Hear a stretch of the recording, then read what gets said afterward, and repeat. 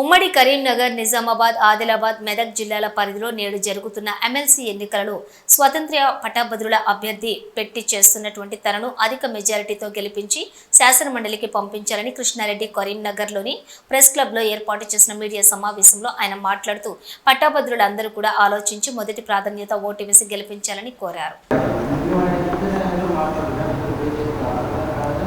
Media మిత్రులకు నా నమస్కారాలు. అదేవిధంగా నేను మెదక్, నిజామాబాద్, ఆదిలాబాద్, కరీంనగర్ గ్రాడ్యుయేట్స్ ఎమ్మెల్సీ అభ్యర్థిగా రాబోతున్నాను. అందరికీ నమస్కారం. నాది ఒకటే సమస్య. ఎందుకంటే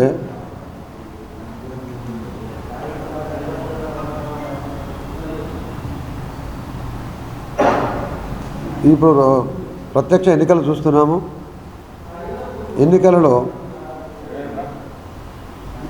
నన్ను విద్యార్థులు, ఉస్మానియా యూనివర్సిటీ విద్యార్థులు, అదేవిధంగా విశ్రాంత ఉద్యోగులు, ఎందుకంటే విశ్రాంత ఉద్యోగులంతా నాతో పనిచేసిన అనుభవం ఉంటుంది వాళ్ళకు. ఆ అనుభవం దృష్టిలో నన్ను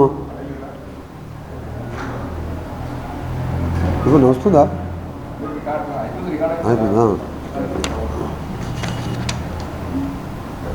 నాకు విద్యార్థి దశ ఉంటే నాకు రాజకీయ లక్షణాలు కాదు. నాకు విద్యార్థి నాయకునిగా ఉన్నా. నేను ఎవరికి ఏ సమస్య వచ్చినా నేను ముందుంటుంటాను. తెలంగాణలో ఉన్న 10 జిల్లాల వాళ్ళకి తెలుసు చెన్నకృష్ణారెడ్డి అంటే. నాతో చదివిన మిత్రులకు, నా ఆత్మీయులకు, నా విద్యార్థులకు అందరికీ వీళ్ళందరూ కలిసి నన్ను ఒకటే పెట్టారు. తెలంగాణ యువశక్తి ప్లాట్ఫామ్పై ఈ గ్రాడ్యుయేట్ కాన్స్టిట్యూన్సీకి నన్ను ఎమ్మెల్సీ అభ్యర్థిగా చాలా ప్రెషర్ చేసి పెట్టారు. నేను దానికి ఒప్పుకున్నా. ఎందుకు ఒప్పుకున్నా అంటే కూడా నేను ఒకటి చెప్పగలుగుతా. ఈ మధ్యన మనం చూస్తున్నాం, గ్రాడ్యుయేట్ ఎలక్షన్స్ అనేది ఒక మేధావి వర్గం ఉండాలి. ఇక్కడ ప్రతి సమస్యపై చర్చించగలగాలి, ప్రతి సమస్య అవగాహన ఉండాలి, తను పట్టుబట్టాలి, ప్రభుత్వాన్ని ఒత్తిడి చేయగలగాలి, అందరినీ కలుపుకోగలగాలి. ఇన్ని గుణాలు గ్రాడ్యుయేట్ కాన్స్టిట్యూన్సీ ఎమ్మెల్సీకి ఉంటాయి. ఇది ఒకటే కాన్స్టిట్యూన్సీ. ఇటువంటి మంచి కాన్స్టిట్యూన్సీని, ఇటువంటి ఎమ్మెల్సీని రాజకీయ పార్టీలు కూడా కల్పిషన్ చేస్తున్నాయి. డబ్బు ప్రభావంతో, మద్యం ప్రభావంతో. ఈ విధంగా చేయొద్దు. మన ప్రజాస్వామ్యంలో మనం ఉన్నాము. ఎందుకంటే ఇది ఒక్కటే సెలవు. మిగతా ఎంపీలు, ఎమ్మెల్యేలు, జడ్పీటీసీలు అవంటే మీరు ఏ విధంగా ప్రలోభాలు పెట్టచ్చు. కానీ ఆ ప్రలోభానికి గురి కాకుండా మనం ఇది ఒక్కటి గెలిపించుకోగలిగితే సమాజానికి మంచి వాతావరణం ఇచ్చి మిగతా ప్రక్షాళన అవుతుంది. రాజకీయ పార్టీలు కూడా ప్రక్షాళన అవుతుంది. నాకు ఇదే సమస్య. నా ఒక్కరి సమస్య కాదు ఇది. నా ఎంబడి విశ్రాంత ఉద్యోగులు ఇంతవరకు ఎవ్వరు కూడా తిరగలే. ఉపాధ్యాయులు, హెడ్ మాస్టర్లు, ప్రిన్సిపాల్స్, రిటైర్డ్ అన్నవాళ్ళు, రెవెన్యూ వాళ్ళు, అంటే ఇంతమంది అనుభవం ఉన్నాం. వీళ్ళందరూ విశ్రాంత ఉద్యోగులందరూ ఏంటంటే చాలా అనుభవం ఉన్నారు. వీళ్ళందరూ డోర్ టు డోర్ అదొక్కరికి ఇంతవరకు మన దేశ చరిత్రలో జరగలేదు.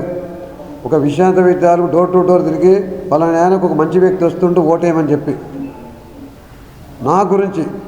ఎందుకంటే నేను అందరితో కలుపుకోకపోతా కాబట్టి నేను నిజాయితీగా ఉంటాను. మా మిత్రులకు తెలుసు. ఇటువంటి వాడు ఉండాలి అని అన్ని జిల్లాల డోర్ టు డోరు ఒక కార్యకర్తలు కూడా పోతారు. ఒక పార్టీకి కార్యకర్తలు కూడా అంత ఆ విధంగా పనిచేస్తలేరు. వాళ్ళకి మనోభేదం ఉన్నది. ఎటువంటి మనోవేదన అంటే అసలు ఇటువంటి ఒక మంచి అభ్యర్థి, గ్రాడ్యుయేట్ కాన్స్టిట్యూన్సీకి మంచి అభ్యర్థి ఉండాలనే మనోవేదనతో వాళ్ళు ఎట్లా అంటే నిద్రల ఆహారాలు మారి నేనన్నా టెన్షన్ లేసి ఫ్రీగా ఉన్నా. నేను అసలు ఆ ఫ్రీగా లేకుండా మీరు మెదక్ జిల్లాలో చూడండి, ఎంటరు, నిజామాబాద్ జిల్లాలో చూడండి, జన్నారము, ఆదిలాబాదు, కరీంనగరు, హుస్నాబాద్, ఎక్కడైనా విశ్రాంత ఉద్యోగులు పార్టీ తమ సిద్ధాంతాలు ఉన్న పార్టీ క్యాడర్ కంటే కూడా పనిచేస్తున్నారు. వాళ్ళ బాధ నేను చెప్పలేను అసలు. ఎందుకంటే ఇది గెలిపించుకోవాలని వాళ్ళ బాధ తీర్చడానికి విశ్రాంత ఉద్యోగులు, ఎందుకంటే వాళ్ళకి అంత అనుభవం ఉన్నోళ్ళు, దేశ రాజకీయాలు చాలా చూసిన వాళ్ళు, స్వాతంత్ర పోరాటం వచ్చినప్పటి నుంచి ఏ విధంగా వచ్చింది, తెలంగాణ ఏ విధంగా వచ్చింది, ప్రజలకు ఏ విధంగా సేవ చేయాలి అనే విశ్రాంత ఉద్యోగులే కాదు, సీనియర్ సిటిజన్స్ కూడా. ఒక్కరు కూడా సీనియర్ సిటిజన్స్ వేరే పార్టీలకు వేస్తలేరు, నాకే వేస్తాను.